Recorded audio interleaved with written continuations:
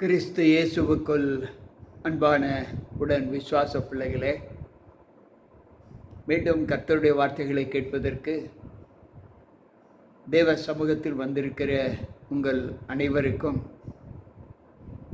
ஆண்டவர் தம்முடைய வல்லமையை அனுப்பி உங்களை பலப்படுத்துவாராக. வந்திருக்கின்ற உங்கள் அனைவருக்கும் இந்த நாளின் காலையின் வாழ்த்துக்களை தெரிவித்துக் கொள்கிறேன். கர்த்தர் நம்மோடு இருப்பாராக. ஆமென். அன்பு பிள்ளைகளே, மீண்டும் ஒரு நல்லதொரு உதயத்தை காண்பதற்கு தேவன் நம்மை நித்திரையை நின்று விழிக்கச் செய்து இந்த நாளின் அனுபவத்தை நாம் தேவனுடைய வார்த்தைகளோடு பெற்றுக்கொள்வதற்கு தேவ சமூகத்தில் நம்மை ஒப்புக் கொடுப்போம். வந்திருக்கின்ற உங்கள் அனைவருக்கும் நம் ஆண்டவர் இயேசு கிறிஸ்துவின் நாமத்தில் இந்த நாளின் காலையில் வாழ்த்துக்களை தெரிவித்துக் கொள்கிறேன். கர்த்தர் நம்மோடு இருப்பாராக. மனுஷிக வாழ்க்கையில் நாம் நம்மை பிரியமுள்ளவர்களாக காண்பிக்க வேண்டும். யாருக்கு நாம் பிரியமுள்ளவர்களாக காண்பிக்க வேண்டும்?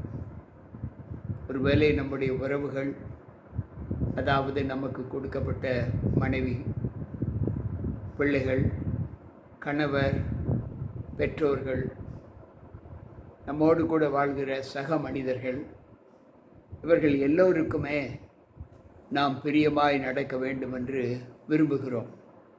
அது ஒரு நல்ல எண்ணம் தான். ஆனால் அந்த பிரியமாய் இருக்க விரும்புகிற நாம் எந்த அடிப்படையில் பிரியமாய் இருக்க விரும்புகிறோம்? மற்றவர்களுக்கு உதவி செய்தா, அல்லது மற்றவர்கள் படும் உபத்திரவங்களில் நாம் அவர்களுக்கு ஆறுதல் சொல்லி அவர்களுடைய கஷ்டங்களிலே நாம் பங்கேற்க வேண்டுமென்று நினைக்கிற அந்த நினைப்பின்படியா, அல்லது மற்றவர்கள் நம்மை புகழாரம் சொல்ல வேண்டும் என்ற ஒரு எண்ணத்திலா?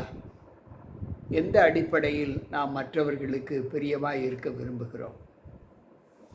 அன்பு பிள்ளைகளே, இதை குறித்து ஆண்டவர் நமக்கு சொல்லுகிற ஆலோசனை என்ன என்பதை வேதாகமம் சொல்லுகிறது. தமக்கு பயந்து தம்முடைய கிருபைக்கு காத்திருக்கிறவர்கள் மேல் கர்த்தர் பிரியமாய் இருக்கிறார். 147வது சங்கீதம் 11வது வசனம் சொல்லுகிறது. அவருக்கு பயந்து அவருடைய கிருபைக்கு காத்திருக்கிறவர்கள் மேல் கர்த்தர் பிரியமாய் இருக்கிறார். நம்முடைய வாழ்க்கையின் குணங்கள் ஆண்டவருக்கு பயப்படுகிற ஒரு பயத்தை நாம் பெற்றிருக்க வேண்டும்.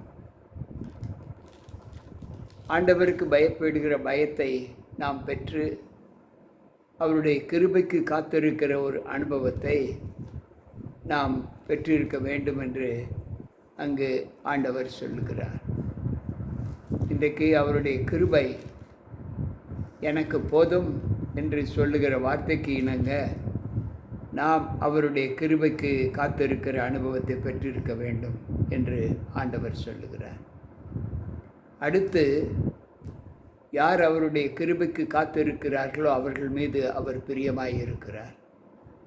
இரண்டாவது, அவர் யார் மீது பிரியமாய் இருக்கிறார் என்றால் 37வது சங்கீதம் 23வது வசனம், நல்ல மனுஷனுடைய நடைகள் கர்த்தரால் உறுதிப்படும், அவனுடைய வழியின் மேல் அவர் பிரியமாய் இருக்கிறார்.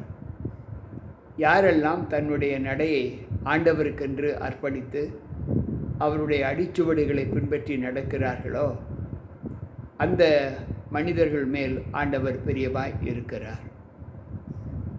பொல்லாப்புக்கு தன் காலை விலக்கி தீங்கை தன்னுடைய பாதையில் வரவிடாமல் காக்கிற மனுஷர்கள் மேல் ஆண்டவர் பிரியமாய் இருக்கிறார்.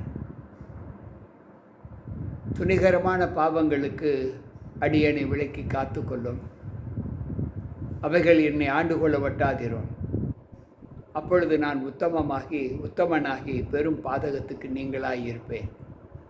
19வது சங்கீதம் 13வது வசனம் சொல்லுகிறது. நாம் நம்மை காத்து நடக்கிற ஒரு அனுபவத்தை, தீங்கான பாதையில் நம்முடைய கால்கள் எந்த சூழ்நிலையிலும் சென்று விடாதபடி நம்மை காத்துக்கொள்கிற பிள்ளைகள் மீது தேவன் பிரியமாய் இருக்கிறேன் என்று சொல்லுகிறார்.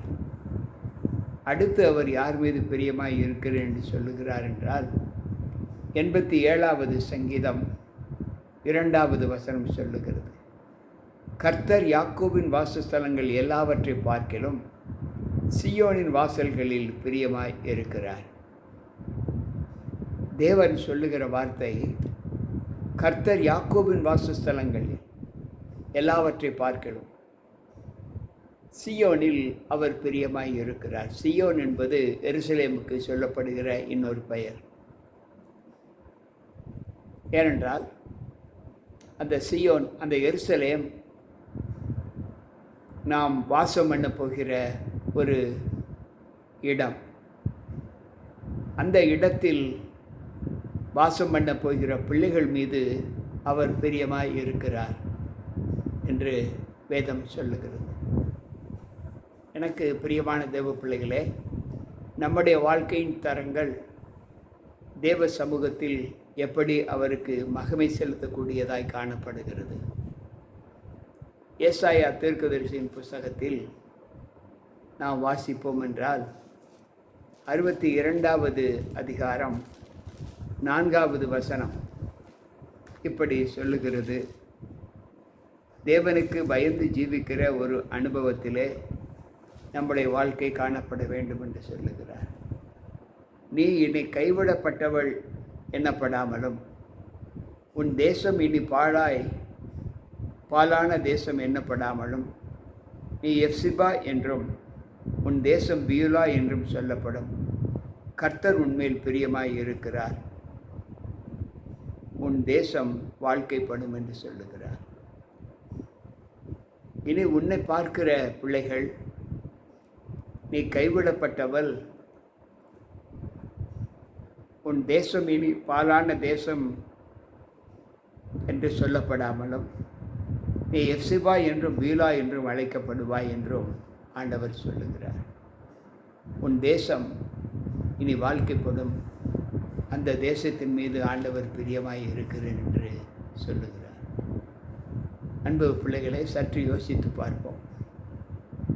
லூக்கா பக்தன் சொல்லும்போது, லூக்காவின் புஸ்தகம் 12வது அதிகாரம் 32வது வசனம் சொல்லுகிறது, சிறு மந்தையே பயப்படாதே, கர்த்தர் தம்முடைய ராஜ்யத்தை உனக்கு கொடுப்பதற்கு பிரியமாய் இருக்கிறார்.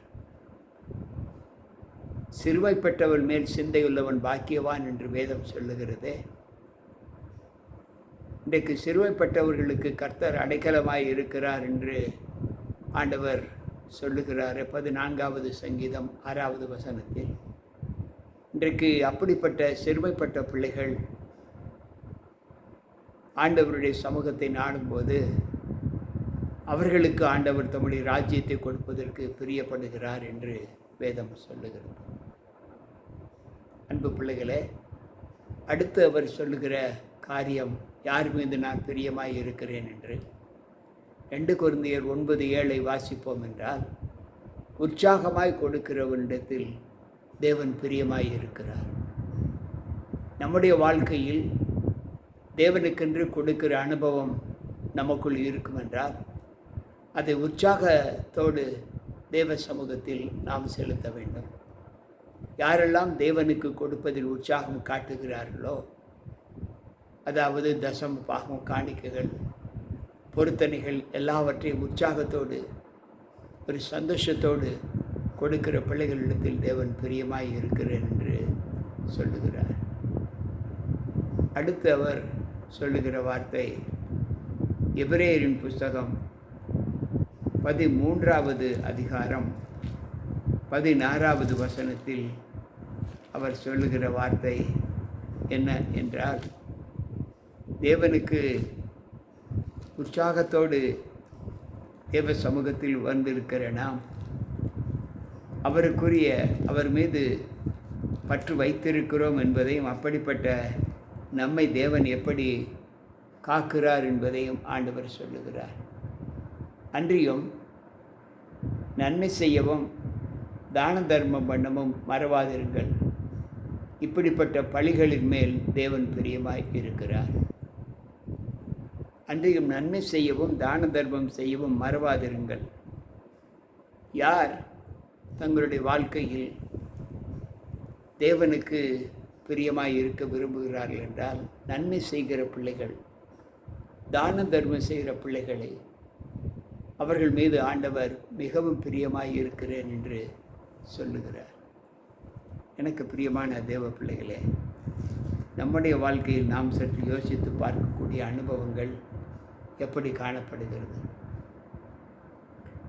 பிரசங்கியின் புஸ்தகம் 3வது அதிகாரம் 12வது வசனம் சொல்லுகிறது, மகிழ்ச்சியாக இருப்பதும் உயிரோடு இருக்கையில் நன்மை செய்வதுமே அல்லாமல் வேறொரு நன்மையை மனுஷனுக்கு இல்லை என்று அறிந்திருக்கிறேன். தான தர்மம் செய்வதும் நல்ல உற்சாகத்தோடு தேவனுக்கு கொடுப்பதிலும் யார் தங்களை ஒப்புக் கொடுக்கிறார்களோ அவர்கள் மீது அவர் பிரியமாய் இருக்கிறார் என்று சொல்லுகிறார்.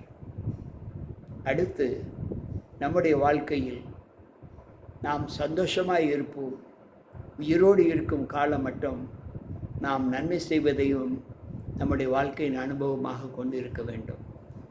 அப்படிப்பட்ட பிள்ளைகள் மீது தேவன் பிரியமாய் இருக்கிறேன் என்று சொல்லுகிறார். எனக்கு பிரியமான தேவ பிள்ளைகளே, நாம் மனுஷனுக்கு பிரியமாய் இருப்பதை காட்டிலும் தேவன் மீது பற்றுதலாய் இருப்பதே நலம் என்று வேதம் நமக்கு கற்றுக் கொடுக்கிறது. இன்றைக்கு உற்சாக பலிகளை செலுத்தி தேவனுக்கு உற்சாகமாய் கொடுக்கிற ஒரு அனுபவத்தை பெற்று தீமையை விட்டு விலகி நன்மை செய்கிற அனுபவத்தோடு நம்முடைய வாழ்க்கை கடந்து நம்முடைய வழிகளின் மீது தேவனுடைய கிருபை தங்க வேண்டும் என்றால் அவர் வழிகளிலே நாம் உற்சாகமாய் நடக்கிற ஒரு அனுபவத்தை பெற்றிருக்க வேண்டும் என்று இங்கு ஆண்டவர் சொல்லுகிறார். நாம் வாசம் பண்ணுகிற தேசம் எப்சிபா பீலா என்று அழைக்கப்படும். அந்த தேசத்தின் மீது ஆண்டவர் பிரியமாய் இருக்கிறேன் என்று சொல்லுகிறார். கேட்டுக்கொண்ட அன்பான விசுவாச பிள்ளைகளே, இன்றைக்கு நம் மீது யாராவது பிரியமாய் இருக்க விரும்பினார், நம்முடைய குணங்கள் எப்படிப்பட்டதாய் காணப்பட வேண்டும் யோசித்து பார்ப்போம். நாம் கண்ட சகோதரனிடத்தில் நாம் பிரியம் காட்டாமல் நம்முடைய வாழ்க்கை தேவனுக்கு மட்டும் பிரியமாய் இருக்கும் என்று நாம் நினைக்க எப்படி முடியும்? ஆண்டவர் சொல்லுகிறார், நீ கண்ட சகோதரனிடத்தில் அன்பு கூறாவிட்டால் காணாத தேவனிடத்தில் எப்படி அன்பு கூறுவாய்? 1 யோவான் 4:20 வாசிக்கிறோம். தேவன் நம் மீது பிரியமாய் இருக்க வேண்டுமென்றால் இப்பொழுது நாம் படித்த இந்த நற்குணங்களை நம்முடைய வாழ்க்கையில் அபியாசிக்க தேவ சமூகத்தில் நம்மை ஒப்புக் கொடுப்போமா? வாருங்கள், ஜெபிப்போம். அன்புள்ள ஆண்டவரே, நீர் எங்களுக்கு நல்லவராகவே இருக்கிறீர். எங்கள் மீது பற்றுடைய தேவனாய் இருக்கிறீர். எல்லா சமயங்களிலும் எங்களை காத்து வருகிறீர். இவ்வளவு அன்பு கூறுகிற தேவன் எங்களோடு இருப்பதற்காக உம்மை துதிக்கிறோம், ஸ்தோத்தரிக்கிறோம். நான் உன்னை விட்டு விலகுவதும் இல்லை, உன்னை கைவிடுவதும் இல்லை என்று எங்கள் வாழ்க்கையில் ஒரு ஆதாரமாக இருக்கிறீரே. நன்றி ஆண்டவரே. எங்களோடு கூட நீர் தொடர்ந்து பயணம் செய்து வருகிற தயவிற்காக உம்மை துதிக்கிறோம். இப்படிப்பட்ட பிரியத்தை நாங்கள் எந்த நிலையிலும் கைவிட்டு விடாதபடி உமக்கு ஏற்ற நல் ஒழுக்கங்களை நாங்கள் கற்று எங்களுடைய கால்கள் உம்முடைய அடிச்சுவடுகளை பின்பற்றி நடக்கக்கூடிய கால்களாக எங்களை மாற்றும். கேட்டுக்கொண்டிருக்கிற ஒவ்வொரு பிள்ளைகளுக்கும் இந்த குணலட்சணங்களை நீர் கொடுக்க வேண்டும் என்று உம்முடைய கருத்தில் ஒப்புக் கொடுக்கிறோம். மீட்பர் இயேசு கிறிஸ்துவின் நாமத்தில் ஜெபிக்கிறேன் நல்ல பிதாவே, ஆமென். அன்பு பிள்ளைகளே, கேட்ட சத்திய வார்த்தைகள் நம்முடைய வாழ்க்கைக்கு மிகவும் பிரயோஜனமாக இருக்கும் என்று நான் கர்த்தருக்குள் நம்புகிறேன். தொடர்ந்து தேவ சமூகத்தில் நாம் நல்லவைகளையே பெற்று நல்ல வாழ்க்கையை வாழ்ந்து காண்பிப்போம். கர்த்தர் நம்ம மீது பிரியமாய் இருப்பாராக. இதை நீங்கள் கேட்ட அனுபவத்தை நீங்கள் பகிர்ந்து கொண்டு இதை சப்ஸ்கிரைப் செய்யும்படி உங்களை அன்போடு கேட்டுக்கொள்கிறேன். கர்த்தர் நம்மோடு இருப்பாராக. மீண்டும் நாளை சந்திப்போம். உங்கள் போதகர் ஜி.கே. ராபர்ட். ஆமென்.